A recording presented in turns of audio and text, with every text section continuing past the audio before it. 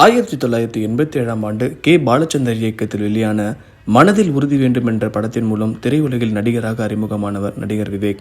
அதனைத் தொடர்ந்து ரஜினிகாந்த், விஜயகாந்த், சரத்குமார், கார்த்திக் தொடங்கி விஜய், அஜித், சூர்யா, விக்ரம், சிம்பு, தனுஷ் உள்ளிட்ட இன்றைய தலைமுறை நடிகர்கள் பலருடன் இணைந்து காமெடியில் கலக்கியுள்ளார். குறிப்பாக தனுஷுடன் இணைந்து நடித்த சில படங்கள் பெரிய வெற்றி படங்களாக அமைந்தது. தனுஷ் விவேக் கூட்டணியில் வெளியான முதல் படம் படிக்காதவன். இந்த படத்தின் காமெடி காட்சிகள் ரசிகர் மத்தியில் நல்ல வரவேற்பை பெற்று வரும் நிலையில் விவேக்கின் அசால்ட்டான முகம் கேரக்டர் இன்றும் மக்கள் மத்தியில் பேசப்படக்கூடிய ஒரு கேரக்டராக நடித்திருக்கிறது. 2009 ஆண்டு இந்த படம் வெளியான நிலையில் 2010 ஆண்டு இந்த கூட்டணியில் வெளியான படம் உத்தமபுத்திரன். இந்த படத்திலும் விவேக் காமெடி பெரிதும் பேசப்பட்டது. நடிகர் விவேக் தன்னுடைய படங்களில் நடிப்பு மட்டுமல்லாமல் பல சமூக கருத்துக்கள் தொடர்பான டயலாக்கையும் பேசுவார். உதாரணத்துக்கு கடந்த 2000 ஆண்டு வெளியான திருநெல்வேலி படத்தில் 100 பெரியார் வந்தாலும் உங்களை எல்லாம் திருத்த முடியாது என்ற காமெடி எல்லாம் படு ஹிட் அடித்தது. இன்று வரையிலும் அந்த காமெடிகள் பேசப்பட்டு வருகின்றன. இந்நிலையில் விவேக்கிற்கு சின்ன கலைவாண பட்டம் எப்படி கிடைத்தது என்று இயக்குனர் பாரதி கண்ணன் நேர்காணல் ஒன்றில் மனம் திறந்துள்ளார்.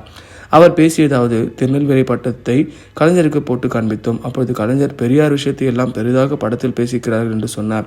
அதன் பின் வீரமணி சாருக்கு போன் செய்து உங்கள் விஷயத்தை பெரிதாக பண்ணியிருக்கிறார், விவேக்கிற்கு ஒரு அவார்ட் கொடுங்க என்று கலைஞர் சிபாரிசு செய்தார்.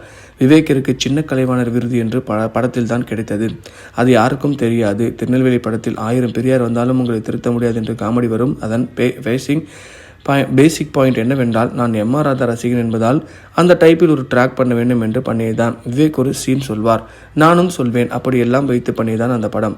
அந்த படத்தின் மூலம் விவேக்கிற்கு ஒரு பெரிய வாழ்க்கை கிடைத்தது. அது போன்று வடிவேலிற்கு சூனா பானா கதாபாத்திரம் என்ற பெயர் ஹிட்டானது என்று சொல்லியிருக்கிறார். இதை பற்றி உங்கள் கருத்தை கமெண்ட் பாக்ஸில் பதிவு பண்ணுங்கள்.